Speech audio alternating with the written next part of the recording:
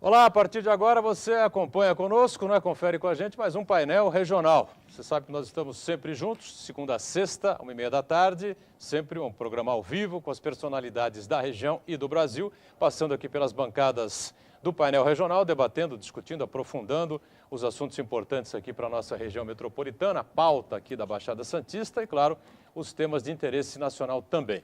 Segunda a sexta, você sabe, a gente tem uma reprise às 20 horas, 8 da noite, portanto, e 2 encontros nos finais de semana, não é? Sempre sábados, 3 da tarde e aos domingos, às 17 horas, às 5 da tarde. Telefone sempre aberto para você entrar em contato com a gente, interagir conosco, enviar aí o seu comentário, a sua crítica, a sua opinião sobre os assuntos que a gente coloca em debate aqui. 30 14 52 81, ligue e entre em contato com a nossa produção, tá certo? Pelas redes sociais, facebook.com/painel regional TV, também aberto para você enviar a sua mensagem aqui à bancada do painel regional. Aliás, eu já vou aproveitando para anunciar aqui quem participa conosco nesta edição do painel, aqui à minha esquerda, né, sempre tecnicamente começando pela esquerda, aqui o nosso Manuel Rogério, advogado, comentarista habitual do painel, e ao lado dele o professor Cláudio Fernando, consultor financeiro. E a gente aqui à direita, com prazer, recebe mais uma vez o professor de marketing político, o nosso Iberê Cirna, participando também desta edição do painel regional. Destaques, manchetes dos jornais parceiros aqui do painel regional, não é? Diariamente, como é o caso do DL, o Diário do Litoral, que traz na capa esta manchete: idosos de 60 anos continuarão pagando ônibus, tá certo? Refere-se aqui à Câmara de Santos, que acolheu ontem o veto do Executivo ao projeto de lei e gratuidade fica mantida, então, para pessoas com 65 anos ou mais, tá certo? Continua a barreira dos 65 anos aqui em Santos. Manuel Rogério, por favor, recebe aqui, repassa ao professor Cláudio e o Iberê também recebe a edição desta terça-feira do DL, o Diário do Litoral, não é? E o Gazeta de São Paulo, que é do mesmo grupo de comunicação do DL, também circula aqui por toda a região metropolitana, circula por todo o estado de São Paulo, capital inclusive, traz esta manchete na capa: Cantareira registra o mês mais chuvoso, não é? O mês de fevereiro foi o mais chuvoso no sistema Cantareira nos últimos 20 anos, de acordo com a Sabesp. O sistema operava com 11,7% ontem, na segunda-feira, então é uma notícia interessante, não é? Rogério, por favor, recebe o Gazeta, repassa lá o professor Cláudio, o Iberê também ganha aqui um exemplar do jornal Gazeta de São Paulo e a gente aproveita para agradecer as presenças aqui, cumprimentando os nossos companheiros de bancada nesta terça-feira. Manuel Rogério, boa tarde para você, obrigado por estar conosco. Boa tarde, Boturão, boa tarde, Iberê, a Ione, ao nosso convidado, e uma boa tarde especial aos nossos telespectadores. Muito bem, professor Cláudio Fernando, obrigado pela presença, consultor financeiro, tudo bem? Boa tarde, Boturão, telespectadores e os amigos da mesa. Tudo bem? Muito bem. Iberê, obrigado mais uma vez pela presença aqui com a gente. Tudo bem, Iberê? Estava com saudade já. Muito obrigado pelo convite. Fico muito feliz de poder estar na companhia de vocês aqui. Muito bem. E lembrando sempre o telefone 30 14 52 81, pelas redes sociais facebook.com/painel regional TV. Programa, após o encerramento, vai para o YouTube, você revê os trechos que julgar mais interessantes, ou, se preferir, o programa por inteiro, claro. E lembrando também que nós estamos sempre online, né? No site, ou pelo site da TV Santa Cecília, o Santa Portal, você clica lá no ícone painel regional e confere a gente em tempo real.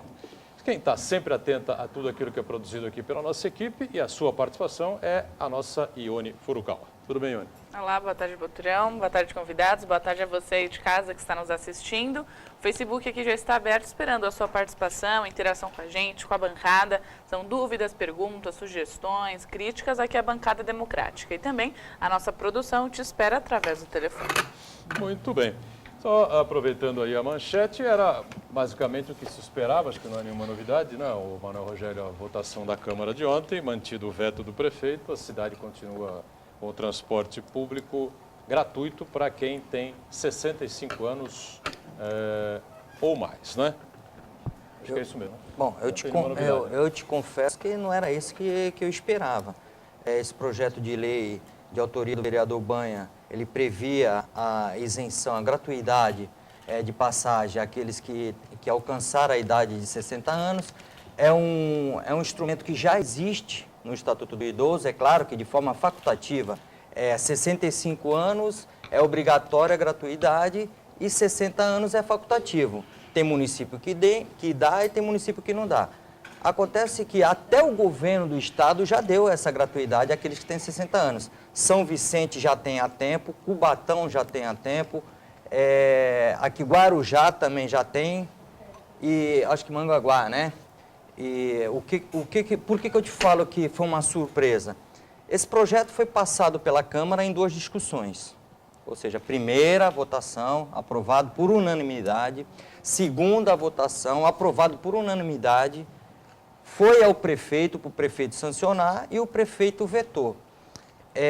Eu participei, junto com o Banha, na defesa contra o veto do prefeito, e um dos argumentos era que já existe as cidades co-irmã, cidades vizinhas aqui, todas elas já dão esse tipo de gratuidade, mas é um tipo de gratuidade que não há uma irresponsabilidade fiscal. Por quê? Porque no próprio ano passado, quando ainda estava em discussão esse projeto de lei, foi aprovado pela Câmara Municipal de Santos um subsídio, ou seja, um subsídio de 25% do dinheiro que o Estado repassa ao município com o recolhimento do IPVA. No nosso entender, se você vai dar um subsídio, é para que se venha algum benefício. E aí já passou, então, a ideia do projeto de lei para que aqueles que tenham 60 anos tivessem gratuidade de passagem. O que estranhou foi uma Câmara que votou a favor do projeto, onde o Banha até citou bem em seu discurso, uma Câmara de estadistas, corajosos, enfrentaram o poder econômico e aprovaram o projeto de lei do Banha que deu a isenção. Quando o prefeito enviou o veto, todo mundo mudou de opinião. Ou seja, todo mundo não. Foi 14-5. O presidente não votou porque ele só vota no caso de empate. Se houver empate. Então foi 14-5. Foi o vereador Banha, o vereador Zequinha, o Stanislau, o Adilson Del Bosco. E o Del Bosco que votaram contra o veto do prefeito e os demais votaram a favor do veto do prefeito. Por isso que eu digo que me causou surpresa. Ora, se uma Câmara discutiu o projeto, passou por todas as comissões, aprovou em primeira discussão, aprovou em segunda discussão e não houve divergência de ideias, porque foi unânime na votação, porque quando o prefeito traz o veto para discutir, esse veto sai vitorioso. Por isso que eu digo que me causou surpresa. Mas, agora, enfim, isso é política. Poderia derrubar o veto do prefeito, Paulo Alexandre, e aprovar, sancionar o projeto, né? Sim. Ficaria sancionado o projeto. Sim. Mas o prefeito não tem obrigação, não é? De fazer valer. Não, se fosse lei, sim. É obrigado a colocar em prática? Exatamente. Seria a lei. A lei é a gratuidade. Como é que você vai ser contra a lei, cobrar uma coisa que a lei está permitindo uma gratuidade? Aí realmente valeria a lei que o município, que estaria em vigor no município por conta da derrubada do veto, substituiria a sanção do prefeito. Ah, tá certo então. Para ficar bem claro aí a situação que os vereadores enfrentaram ontem nessa discussão de derrubar ou não derrubar o veto ao projeto de lei do Banha, que reduzia de 65 para 60 a gratuidade às passagens das pessoas, do pessoal da terceira idade, os idosos, né? Especialmente aqueles que têm mais dificuldade financeira, né? Sem dúvida nenhuma. Né? Berê, alguma coisa a comentar? Não. Não, até porque... Explica só para lembrar, aqui na quinta-feira, o chefe do Departamento de Orçamento da Prefeitura, o Fernando Chagas, que costuma participar com a gente, deu uma explicação bem aprofundada sobre esse projeto de lei, dizendo que realmente é um projeto de lei importante, que deve ser colocado em prática mais à frente pelo prefeito, mas que no momento a Prefeitura não tem caixa para bancar essa diferença aí. Na verdade é assim, paga a conta sempre o povo, de alguma forma, com caixa, sem caixa. Lamentavelmente, não é esse caso de Santos, mas lamentavelmente o idoso neste país, não neste caso em especial, digo em tudo, é tratado como ainda um idoso, como um velho sem muita regalia e sem muito reconhecimento da sociedade, né? da contribuição do idoso para a configuração e conformação dessa sociedade. Então o idoso sempre é tratado como um bicho, uma ave rara, entendeu? E aí, essa coisa de 60, está lá no Estatuto do Idoso, 65, alguns municípios dão, como bem explicou o advogado, e essa coisa de o veto, isso acontece também em qualquer Câmara, né? Depende muito da conversa. Se estranha um pouco ter sido aprovado pelos vereadores em 2 discussões e depois no veto do prefeito você ter lá uma maioria dizendo que realmente, não sei por que argumento, possivelmente por caixa, realmente o veto do prefeito passa a valer. Embora o Edgar tenha colocado aqui uma coisa importante, é bem que a Câmara poderia derrubar o veto. E a partir do momento que ele derruba o veto, passa a ser lei. Vigora a decisão da Câmara e não a do prefeito. Mas, por esta razão, é que, então, nós entendemos que o idoso ainda continua, de alguma forma, sendo um joguete nesse processo todo, não tem uma clareza de definição de respeito ao idoso. Falo isso da categoria, né? Até, entendeu? Fico muito feliz com isso. Muito bem. O professor Cláudio está acostumado a mexer com orçamentos e tarifas aí de passagem de ônibus também, né? Só antes de passar para o professor, que vai falar mais tecnicamente da composição de uma tarifa, eu queria lembrar que a Câmara de Santos, nada contrário, que eu adoro bicho. Você falou bicho, então eu adoro animais. Eu tenho minha cachorra que eu amo minha cachorra. Só que foi aprovado pela Câmara de Santos isenção para cachorro. Ou seja, cachorro pode andar no ônibus e não paga passagem. Nada contra os cachorros, mas também nada contra os velhinhos. Mas aí me permita exatamente isso. A minha colocação é o tratamento despendido ao idoso ainda nesse comparativo que você está fazendo. O idoso ainda é um entrave, é uma pedrinha que não sabe onde se colocar. Aqui pode, ali não pode, esse aqui tem idade. Aí você vai em filas preferenciais, onde você tem uma maioria, dado pelo IBGE, mas só tem 2 caixas. Então, o velho, em vez de ser beneficiado, ele é prejudicado. Vá a um banco onde você tem 20 caixas para os jovens e 2 caixas para velho. O velho vai ser beneficiado de que jeito? Ele vai ficar na fila igual ou até mais. Então, esta coisa do idoso ainda está por ter uma clareza maior e um tratamento mais digno ao idoso. Isso sim. Muito bem. Professor Cláudio, pois não. Boturão, a política e a matemática é realmente uma discussão muito grande, né? A política ela não consegue se acertar com a matemática, como passou pela Câmara e depois, quando voltou, mudou todo o cenário. Isso não acontece somente em Santos, né? Eu fui fazer os cálculos, por exemplo, no município do Guarujá, qual seria o valor ideal da passagem? Seria em R$ 2,60. 2,60. Você baseou esse cálculo aonde? Para que porque as pessoas possam ter existe um pouco mais de noção aí. A lei de mobilidade Como é que funciona urbana, a coisa? ela apresenta a fórmula matemática para poder descobrir o valor da passagem. E o que eu discuti no Guarujá era colocar essa fórmula na mesa para que a população pudesse discutir isso. Até porque é uma fórmula muito bem simples.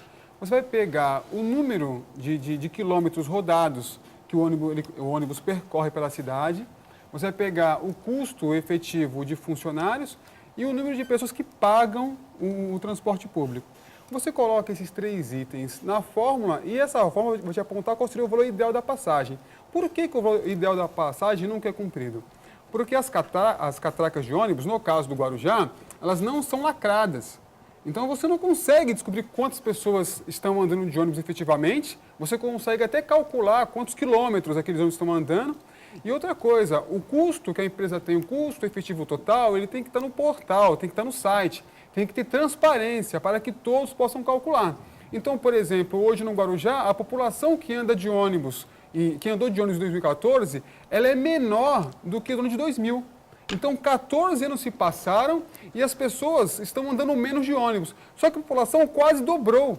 Então, realmente é algo muito assustador. O Ministério Público tinha que apurar isso, lacrar essas catracas para poder descobrir a quem interessa isso. E outro ponto, a publicidade feita atrás dos ônibus, nas empresas, nas garagens, esse dinheiro tem que voltar para poder também abater o valor da passagem.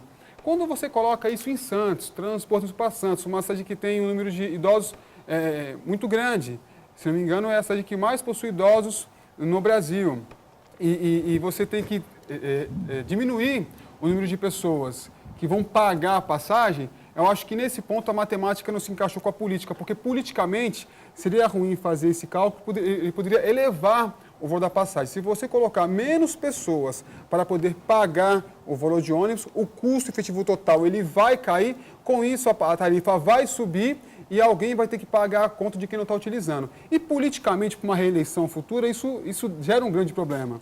Mas aí vai na contramão, por quê? Disso que você está falando, porque a Câmara Municipal, antes de tudo isso, ainda quando o projeto estava em discussão, ela aprovou um subsídio. Ou seja, subsídio o que é? Para que todos entendam. O município vai dar dinheiro para a concessionária e a concessionária nunca vai sair no prejuízo. Até porque tem o equilíbrio econômico financeiro do contrato, não pode quebrar esse equilíbrio. Então, já foi aprovado esse subsídio, ou seja, essa conta que você fez não está dando para pagar a passagem porque tem muito idoso usando ônibus, é claro que aí nós vamos verificar essa questão que você falou importante aqui, da catraca lacrada. Eu não sabia disso aí não, isso é muito importante. Aí vamos contar direitinho. Contou direitinho, faltou dinheiro? Tem o dinheiro do município, que é um dinheiro que não sai do nosso bolso não. Já está lá no governo do estado, já está repassado, eu até como tributarista, eu questiono a vinculação de um tributo que é IPVA para subsidiar outro tipo de serviço, como, por exemplo, o serviço de transporte. Eu não vejo isso como um instrumento jurídico legal, mas, enfim, foi aprovado, está no ordenamento jurídico do município. A Câmara aprovou, o prefeito sancionou, está no ordenamento jurídico e pode ser utilizado como lei até que alguém se insurja contra isso, no MADIM ou algum instrumento que questiona a constitucionalidade. Mas também, professor, só interromper um pouquinho, nós temos que tomar um pouco de cuidado também para não transformar que as empresas são as bandidas da história. O que nós temos aí é o seguinte, também em que condições de tráfego transitam aí os ônibus. É comum você olhar ruas esburacadas, isto tudo gera para a despesa para a empresa. A empresa também tem que cobrir. Eu me lembro que, na verdade, em Brasília existia uma frente para desonerar o diesel, pneu e não sei o que, onde você poderia diminuir essa tarifa, desde que desse condições à empresa. Temos que tomar um pouco de cuidado, a pouco parece que a empresa é o grande bandido, mas ela também trabalha em condições anormais em algumas. A exigência sempre é do político. Eu quero ar-condicionado, precisa ter elevador, precisa ter a porta que abre para cima, pode pular de paraquedas, tem cachorro, tem banco para não sei o quê. A cada ano também está se colocando alguma coisa. Então, nós ainda não acertamos um transporte público padrão, para que as empresas possam, de alguma forma, também se acostumarem e se adaptarem a isso. Então, sempre e todo ano, a gente está sentindo aí que as prefeituras exigem, até porque o consumidor exige, uma qualidade melhor, cada vez mais do transporte. Mas também temos a obrigatoriedade no município de dar condição para que esse trânsito, esse tráfego seja um pouco aliviado para a empresa. Senão não tem jeito.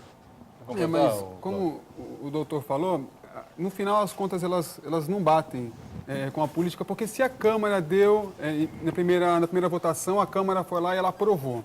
Depois teve o veto na prefeitura, quando voltou apenas 5 vereadores. Mesmo tendo um subsídio, a conta não ficou com esse subsídio. Porque se a conta tivesse ficado com subsídio, eles teriam dado esse benefício ao aposentado. Quando você vai tentar achar esse índice por passageiro por quilômetro rodado, que é o IPQ, que ele calcula o valor da passagem, você vai descobrir que politicamente esse dinheiro ele também não ficou com a empresa. Mas politicamente isso vai dar algum efeito provavelmente daqui a 2 anos, que vai ser em 2016. Então, no Guarujá, nós conseguimos identificar a quem interessava isso, porque os dados eles não estavam disponíveis no site. Então, você não informar o número de passageiros, mesmo você tendo subsídio, você manter esse tipo de aumento, gerou a receita. Esses idosos com 65 anos, de 60 a 60 que pagam, esse lucro ficou em algum lugar.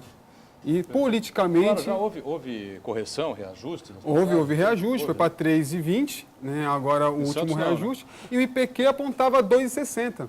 E nós solicitamos a eles todos os dados sobre o custo efetivo total, nós já tínhamos o número de quilômetros rodados, nós sabemos quais são as linhas que dão prejuízo e dão lucro, só que quando você vai fechar a conta, politicamente a conta não fecha.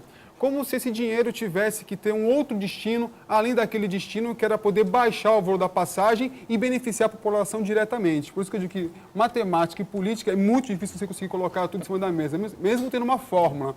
O número de quilômetros, no final, deu menos passageiros do que o ideal. Como é que 14 anos depois, 2000 a 2014, a população dobra e a população que anda de ônibus diminui?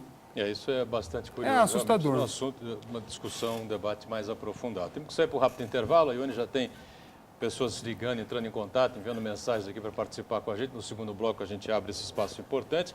Só destacando aqui uma informação da Prefeitura de Santos, o serviço itinerante do Centro Público de Emprego e Trabalho aqui da cidade retoma as atividades, está retomando amanhã, quarta-feira, para facilitar o acesso dos munícipes às vagas disponibilizadas. Das 9 da manhã às 5 da tarde, o primeiro atendimento na subprefeitura da Zona Noroeste. Fica na Avenida Nossa Senhora de Fátima, 456, no Chico de Paulo. Os interessados, cadastrados, devem levar RG e quem precisa fazer o cadastro, apresentar, além do RG, o CPF, tá certo? Também a carteira profissional, número do PIS ou cartão cidadão. Intervalo, a gente volta já.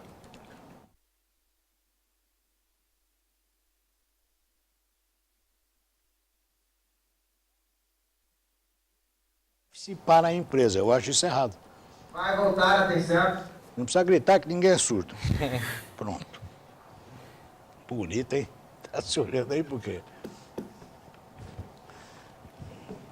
Muito bem, estamos de volta. Este é o segundo bloco do painel regional. Nessa edição aqui, a gente recebendo com prazer, mais uma vez, o nosso Manuel Rogério, comentarista habitual aqui do programa, o professor Cláudio Fernandes, especialista em consultoria financeira, Iberê Cirna, o nosso professor Iberê, professor de marketing político, né? E sempre conosco também a Ione, atenta aí à sua participação. Lembrando, 3014-5281 e o espaço pelas redes sociais do facebook.com/painel regional TV. A gente já tem aí pessoas entrando em contato conosco. Ione, você fica à vontade aqui nessa abertura do segundo bloco. A Sônia do Embarela pergunta: o que será feito neste momento para o benefício ser efetivado? Ou teremos que aceitar e continuar pagando passagem? Tenho 61 anos. Não, vai ter que continuar pagando passagem. Em Santos, Não tem jeito.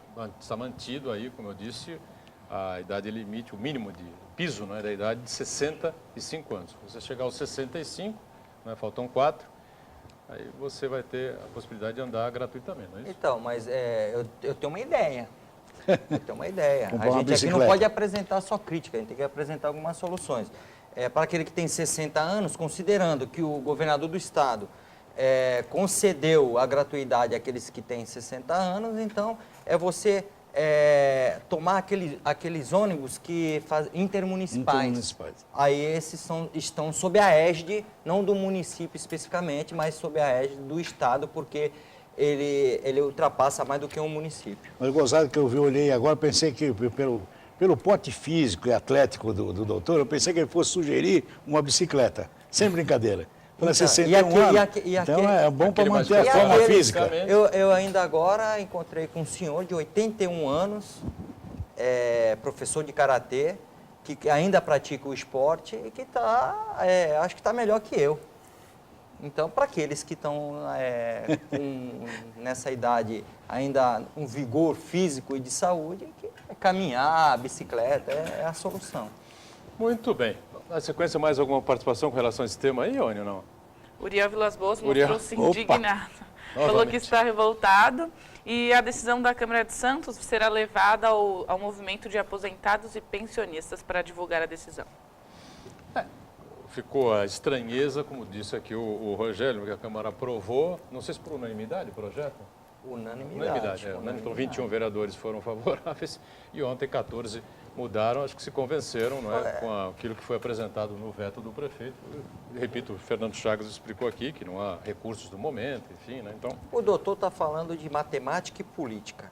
A Câmara é uma casa política. o que ela puder fazer política para conceder de benefício a toda a população, ela tem que fazer. Eu também não critico o prefeito ele é administrador, ele tem as razões dele. É a parte matemática. Exatamente, ele tem que fazer a matemática e fazer a conta dele e administrar, ele é o gerente, então tem que fazer a parte dele. Agora, cabe à Câmara fazer a parte política, afinal é para isso que nós votamos nos vereadores, para eles fazer essa parte política para a gente. E não vai estar dando nada do que é demais, porque afinal nós já damos muitos. Tudo que a gente faz hoje a gente paga tributo. Tudo que a gente faz, a gente acendeu uma luz de casa, já está pagando ICMS. A gente tomou água, está pagando tributo. A gente comprou pão, está pagando tributo. Saiu de casa, pegou o carro, vai abastecer, está pagando tributo. Tudo. Não tem nada que nós fazemos hoje que não pagamos tributo. Então, faz parte, é o dever da classe política é tentar, no que puder, alcançar de benefício, de prerrogativa para todos nós que os colocamos lá. Muito bem. Você vê a possibilidade de crescer esse tipo de debate aí com relação ao transporte público, especialmente em Guarujá, onde você concluiu que há uma distorção aí da tarifa, Cláudio? O que mais me assusta e o objetivo dessa matéria é assim, quando a prefeitura, no caso de Santos, não sei se isso aconteceu, quando a prefeitura vai lá, gera o aumento, ela não explica o porquê do aumento. Então, fica uma coisa muito desorganizada, porque a população tem que entender que aquela passagem de ônibus, existe um cálculo atuarial atrás daquilo, e quanto mais pessoas andarem de ônibus, vai gerar uma passagem mais em conta. E a população aumentou, isso quer dizer isso no mundo todo, não só no Guarujá. O Guarujá é um dos poucos lugares do mundo onde a população aumenta na proporção do dobro e a população que anda de ônibus diminui. No mundo todo isso não acontece. Então, o que deveria ser feito é a explicação por que foi assim. Mas qual seria a explicação? Será que a passagem aumentou, está muito cara isso? As pessoas estão usando outra maneira, vão a pé ou vão de bicicleta? Não, mas aí não é Guarujá. Então, não tem essa...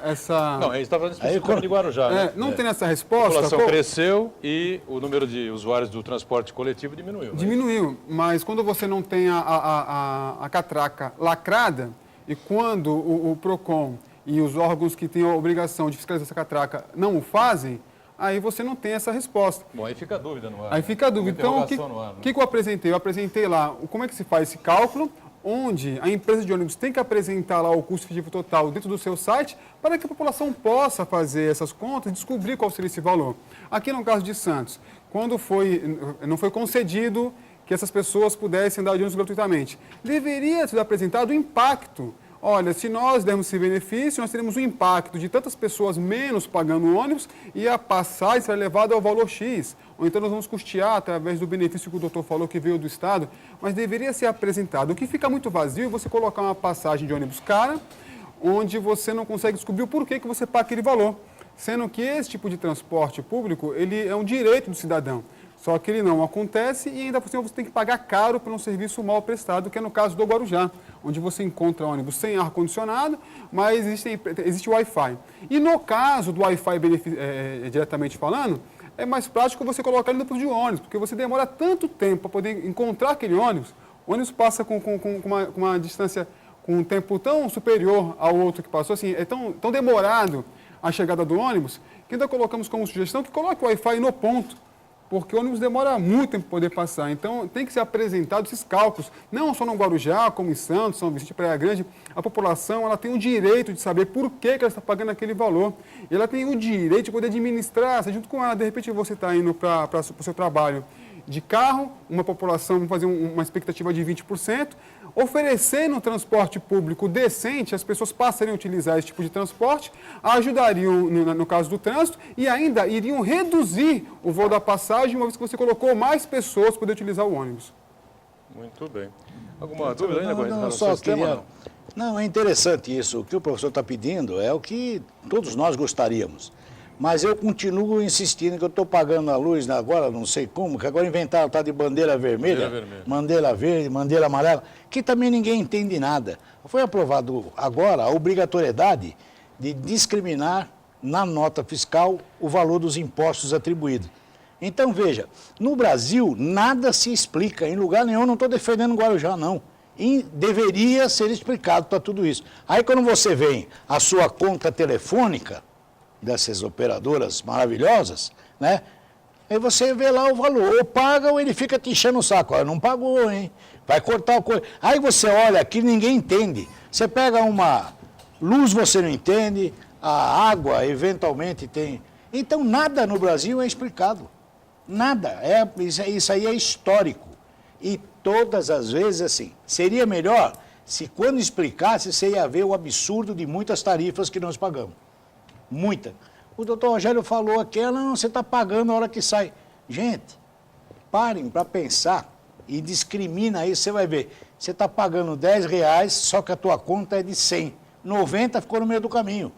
Então, mas ninguém entende isso. E ninguém, governo nenhum, política nenhuma, e aí eu concordo com o professor, política e matemática não se encaixam nunca. Entendeu? A matemática serve muito bom para o político, ela é bom para ele. Quando é para fazer benefício, é uma beleza. Ele faz a conta rapidinho. Agora, esta coisa no Brasil é falta de transparência. Quando nós estamos falando do Uriel aqui, o Uriel sabe melhor do que ninguém, foi vereador, gente.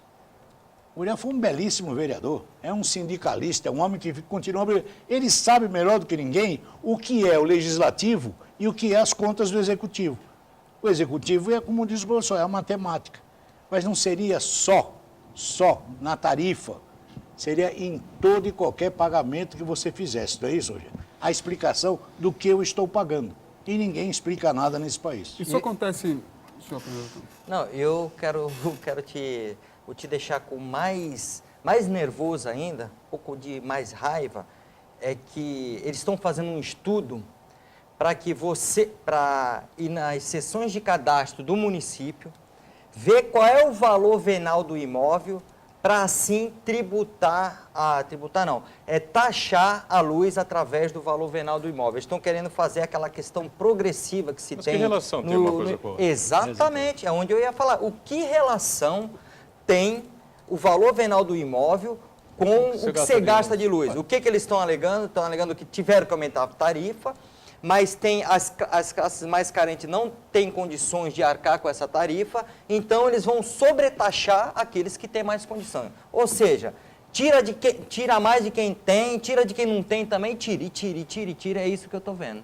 É só tira, eu nunca É vi só nada. tira, porque tira. quando é para dar alguma coisa, é veto. Olha, ele falou em matemática, eu estou fazendo um curso chama zerésimo, que é tanto zero. Assim, 12 bilhões de dólares, eu não consegui escrever até hoje, fiquei tanto zero que acabou até o papel. Então, assim, o brasileiro parece estar acostumando com esse escândalo, uma estupidez de números. E toda vez, assim, nós estamos pagando a conta das elétricas. Agora, 12 bilhões, o consumidor paga. Toca nele lá. Vai sim, agora que fizeram com os direitos trabalhistas, você sabe melhor do que ninguém como advogado. Ah, não, a Previdência está quebrada. Quem quebrou? Mas fui eu? Todos eles quebram a Previdência. Ah, todo mundo quebra tudo aqui nesse país, só que você que está nos assistindo, nós pagamos. Apresenta a conta que nós pagamos. Então, um pequeno exemplo que o professor está dando aqui da tarifa, porque você não tem noção de quanto é o real de uma tarifa, nada neste país é real, nada, ninguém mostra nada. A única coisa é que você abre um jornal, está aqui, ó. Abre qualquer jornal, qualquer revista, está lá. Quanto custou aí a Copa, Rogério? O cara constrói um estádio por 10 mangos, saiu por não sei quantos bilhões. Coisa de maluco isso, coisa de maluco. Então aproveitar isso, este exemplo que é muito feliz, a incoerência entre a matemática e a política. Eu acho que isso é muito significativo. Eu queria, além ainda, doutor, quando o senhor falou da Previdência, se você fizer um cálculo sobre o que a pessoa contribui ao longo de 30 anos para a Previdência, e o governo pega o dinheiro da Previdência e investe em casas populares, pega o dinheiro da Previdência e investe no FIES. Se você pegar o retorno que o governo tem com esse dinheiro, a Previdência nunca quebrou e a Previdência nunca vai quebrar. No caso, quando você vai pegar o banco privado, que hoje vende Previdência a R$70, R$75 por mês, que é mais em conta do que o governo, e eles aplicam o dinheiro no mesmos moldes que o governo aplica. Hoje o cidadão, quando ele morre, ele deixa para o governo em torno de R$20 mil. E isso em 2014. Mas só que os cálculos não são apresentados. O governo não diz onde investiu o dinheiro da Previdência que está lá aguardando os anos se aposentar. no caso do Guarujá, que não houve explicação quando aumentaram o IPTU de Virgínia em 8 vezes. 8 vezes o secretário vai lá e diz que não, simplesmente tiramos uma foto via satélite e refizemos os cálculos, mas não informa qual a forma desse cálculo, que aumenta em 8 vezes o IPTU. Os bancos no Brasil que fazem a venda casada do seguro de vida com empréstimo para o aposentado, e o aposentado só descobre isso no final do contrato, Sem dúvida. quando consegue ter acesso ao contrato. Então, a quem interessa que os bancos continuem fazendo isso, a quem interessa que a Previdência pareça estar quebrada, e a pessoa vai lá, recebe um salário mínimo e se convence de que aquele salário mínimo é o correto que deveria receber após contribuir ao longo de 30, 35 anos. Muito bem. Ione, mais participações com a gente aqui nesse finalzinho do segundo bloco, não? Da Cláudia do Gonzaga. Doutor Rogério, posso pagar minha conta de luz em Juiz? Sou totalmente contra esse segundo aumento da tarifa. Ela pode sim, sempre que houver uma contradição, sempre que houver uma indefinição de valores, existe um instrumento legal de você fazer o depósito em juízo, que tem até um banco já, você deposita aquele dinheiro naquele banco e vai discutir o que você acha que é controverso. O que é incontroverso, seria a concessionária poderia levantar. E o que é controverso vai ficar discutindo, aí o processo vai levar anos, que é o que a gente vê na justiça aí. E ela vai pagar quanto no juízo? Não, ela deposita o valor. Vem na conta? Ela deposita o valor que vem na conta e fica discutindo. O banco, no caso a concessionária, só pode ir lá e retirar o que ela acha que o que não tem controvérsia. Ou seja, vou fazer um exemplo de números aqui, que estamos com o professor. R$100, ela acha que só deve 50. Então ela vai lá, deposita os R$100, a concessionária pode ir lá e levantar os 50. Os outros 50 ficam lá. Porque senão, se tiver um revés dessa ação, ela não vai precisar pagar nada.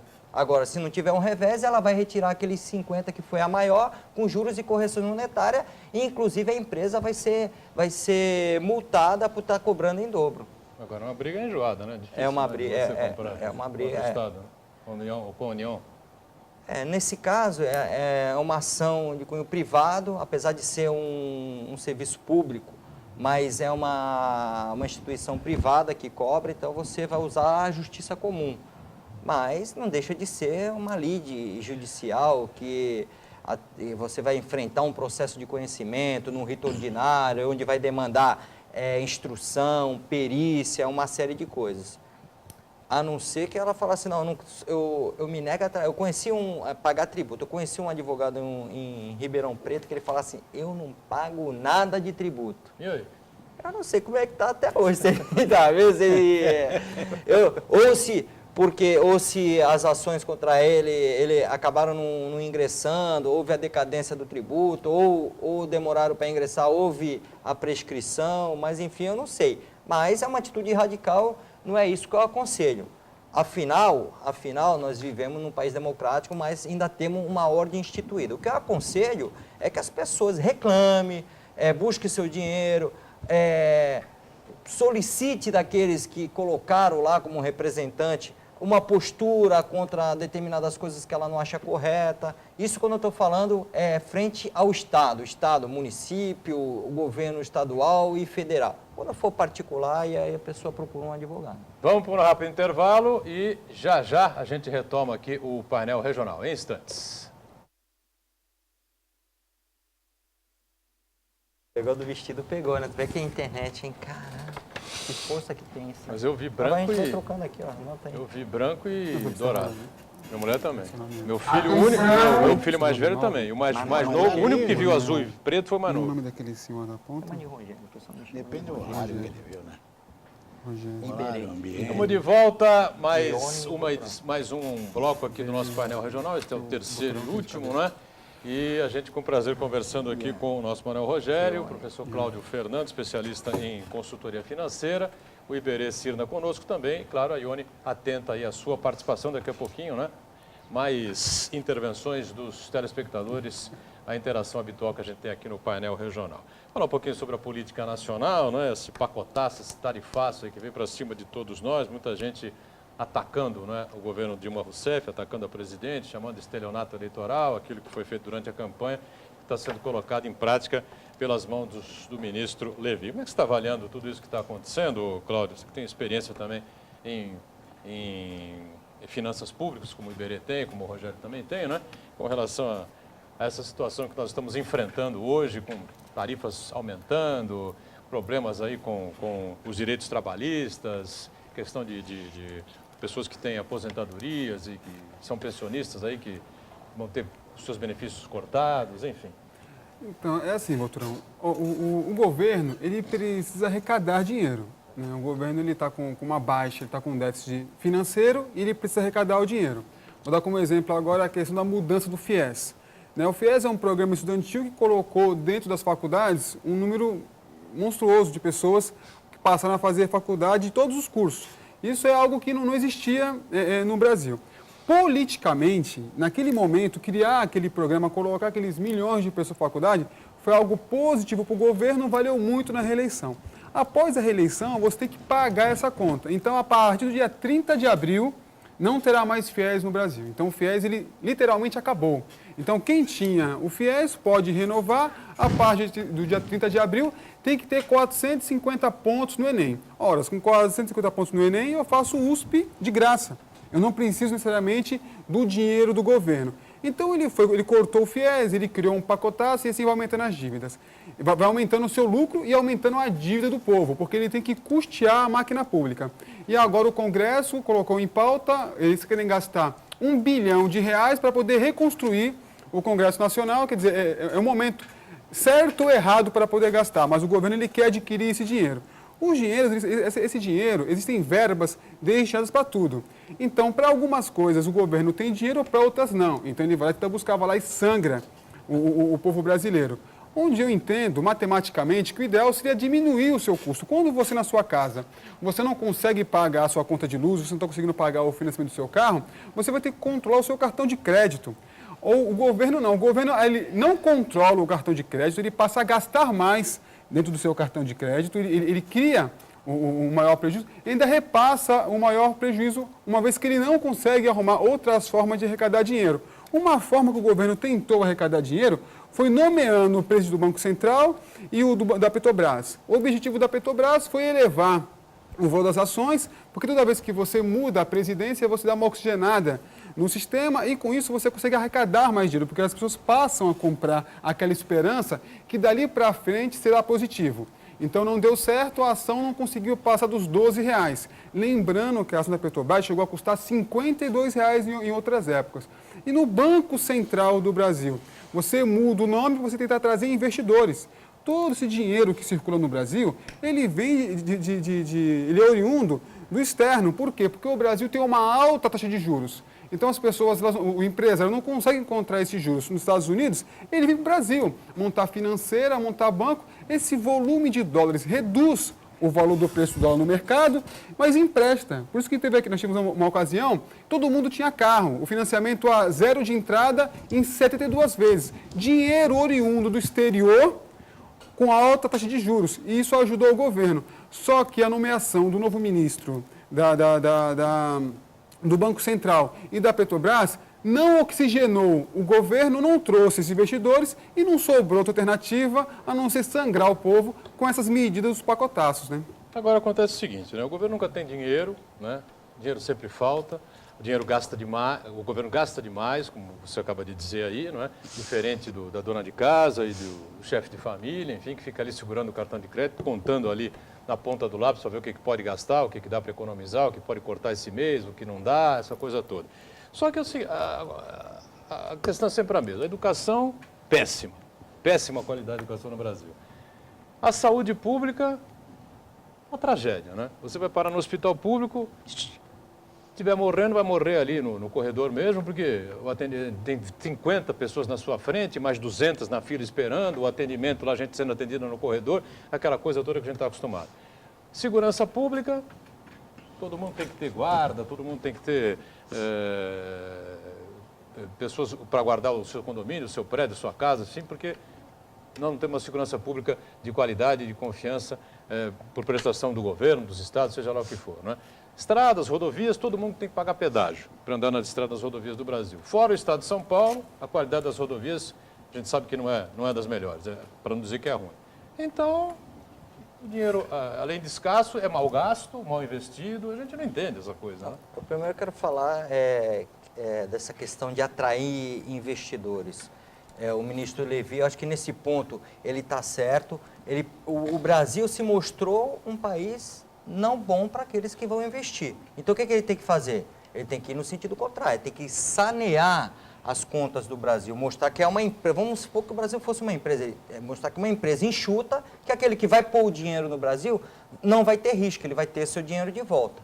Então, o primeiro ponto é o que ele está fazendo. Primeiro, saneando as contas, diminuindo custos, cortando verba mesmo, para depois atrair os investidores. Agora, o senhor deu o exemplo aqui de casa, e o Boturão falou dos serviços essenciais que a gente sempre fala aqui no programa. Vamos fazer um comparativo com a sua casa. Você, administrando a sua casa, eu, por exemplo, vou dar prioridade. Tomar café, almoço, janta, água e luz. No mínimo isso. Eu não vou comprar uma calça nova, comprar um sofá novo, eu não vou pintar a casa, eu não vou pôr uma porta bonita e cortar o café ou cortar o almoço. Primeiro eu tenho que ter os essenciais. Aí, tirando os essenciais, sobrou, aí você passa para aquilo que não é essencial. É isso que a gente tem discutido no programa. O que acontece? É muito dinheiro indo pelo ralo e os serviços essenciais, onde que deveria ser dada prioridade, todos os governos, eles não dão prioridade aos serviços essenciais. Não sei se é porque não aparece, é uma obrigação, já não aparece mesmo. Então, eu tenho que fazer alguma coisa concreta, uma obra, materializar. Ora, vamos só querer materializar alguma coisa bonita que vai se imortalizar lá, não. Vamos pensar no serviço essencial. No programa de sexta-feira, nós discutimos muito isso aqui. Eu combati, alguns aqui na mesa acharam que eu era contra o patrimônio histórico. Eu não sou contra o patrimônio histórico, eu sou contra gastar 8 milhões, mais de 8 milhões na cadeia velha, sendo que a gente tem outras prioridades. Vamos fazer uma reforma na cadeia velha, mas vamos fazer uma reforma mais barata. Agora, fazer uma reforma de 8 e poucos milhões, o Boturão também deu exemplo, a Câmara Federal anunciando obras de 2 bilhões, fazer shopping, passagem, aumento de verba, é na contramão do que está o Brasil, não é isso? Duas torres, né? Olha, eu vejo assim, que é interessante, que uma coisa que falta no Brasil, isso é, falta vergonha na cara, isso é que falta, porque no fundo não existe oposição, não existe situação, então este Brasil chamado Brasília, que é um outro Brasil, aquele mundinho lá, cuida dele, os caras aumentaram o salário, tem cartão corporativo, se vai fazer shopping, pouco se me dá, se vão pagar a viagem da esposa agora, quer dizer, isto tudo... Agora o Eduardo Cunha recuou, entendeu? Com relação a isso. Isto tudo não é do partido A, do B ou do C, não, são todos. Lamentavelmente, no país, não adianta. Nós estamos vendo esse escândalo da Petrobras aí, escândalo. Eu estou brincando com o negócio de número. Este número de 80 e tantos bilhões saiu de onde? Saiu do que o governo arrecadou, gente. O governo arrecada e gasta mal. Quem é que leva? Aí tem um monte de coitadinho, tá lá na Papuda, o outro tá não sei aonde. Este é o Brasil. E a oposição, desculpa, eu estou usando uma expressão assim, a política nacional não é o político ou o partido. A política nacional tem telhado de vidro, seja ele de que partido for, seja ele de que cargo for. Então, me parece que isto é endêmico no Brasil. Isto aí, de alguma forma, faz com que o brasileiro se acostume com isso. Nós estamos vendo aí o escândalo. Esse coitado, esse ministro aí, falou não sei o que, já tomou uma cacetada da presidente. Ah, não, ele falou errado. Gente, estão dando um abacaxi para este homem, que vem da iniciativa privada, para tentar resolver, nada, né? E não vai adiantar nada. Sabe quanto tempo vai durar? Vai durar até próximo da eleição. Aí, quando chegar próximo da eleição, vem o que o professor falou, matemática, que é o que ele está fazendo, e política não vai combinar nunca. Iberê, ele falou que, a presidente falou que o pronunciamento dele foi infeliz. e ele ele é presidente do Bradesco, então ele faz conta o dia todo, ele gera evolução financeira. Sem dúvida. E ele gerou a evolução do Bradesco dentro das leis que se aplicam no Brasil, porque o tipo de juros que o Bradesco cobra no Brasil é proibido em qualquer local do mundo. O price é proibido no mundo inteiro, mas ele aplica aqui no Brasil. Mesmo assim, ele fez algo legal, mas ele aplicou aquilo que ele faz, o objeto que ele faz na empresa dele, e ele foi chamado de infeliz. Agora, a gente vemos um país com 192 milhões de pessoas, 513 deputados federais. Vamos fazer um comparativo com um país, não vamos dizer que seja sério, mas não se apresenta assim. Os Estados Unidos têm 350 milhões de pessoas e tem 300 deputados federais. Ele tem o dobro da nossa população e a metade dos nossos deputados federais. E agora vamos discutir a reforma do Congresso e a questão da passagem aérea da cônjuge. Então, se ela tem direito ou não. Mas eu tenho uma preocupação, viu, Rogério? É bom até o advogado estar a par disso. Isso aqui vai para o YouTube depois. Claro. Eu tenho medo que o tal do Maduro assista, ele está para invadir o país aqui. Se começar a falar muito mal, o Maduro vai invadir isso aqui, pelo menos o que está na mídia. Gente, isso aqui está virando uma verdadeira palhaçada. Nós estamos cansados de assistir o dia inteiro. Ou é a grande notícia que a artista não sei o que deixou aparecer a calcinha, é a grande notícia, entendeu? Ou pagou, desculpa, não sei, pagou peitinho, sabe disso aí? Ou roubaram, é só isso que a gente vê na mídia. Então, este país está ficando de um jeito que não dá para você acreditar em nada, seja oposição, situação, nenhum coitado ministro não vai durar muito. Isso aí é uns 6, 8 meses, o homem vai estar com uma dor na perna e vai pedir para sair. É que nem, entendeu? Que brincadeira louca. Ione, mais participações com a gente aqui antes do encerramento, não? Exatamente, a pergunta é do Marcos do Boqueirão. Professor Iberê, os barões do transporte sempre tripudiam sobre o povo, desde os tempos do Chiqueirinho. É isso mesmo? Sempre foi assim. Só que a gente tem que pensar o seguinte, o Estado, para cobrar, precisa ter eficácia, eficiência, cumprir o seu papel. A educação, o Estado não cumpre. Aí dão para as escolas particulares e daqui a pouco estão xingando a escola particular. Então, este é o país da contradição. O Estado não consegue cumprir o seu papel. Ah, você está falando, essa segurança privada. Por que eu tenho que ter segurança privada? Porque a segurança, que é a responsabilidade do Estado, não cumpre. Então, os barões do transporte, os barões da luz, os barões da segurança, todos os barões acabam se locupletando da ineficiência do Estado. Então, é assim, lamentavelmente, o Estado é incapaz de cumprir as suas obrigações. Isso preocupa, porque quando o Estado ele se mostra ineficiente, se cria um Estado paralelo. É o que a gente vê o crime organizado. Porque para muitas pessoas, o crime organizado, ele satisfaz a deficiência, principalmente nas partes mais carentes. É por isso que existem essas facções criminosas que cada vez ganham mais forças, e eu duvido até se já não chegou no judiciário, no executivo, legislativo, há rumores que sim. Olha, só para voltar à Operação Lava Jato... O judiciário deles é muito rápido, viu? É rápido. O cara é julgado hoje, amanhã já está lá na fogueira, já queima, já foi. Já passou para o outro lado, já subiu aos céus. Bom, só para encerrar aqui, agora ficou na mão do STF, né? A divulgação dos políticos envolvidos no Lava Jato. Né? Sim.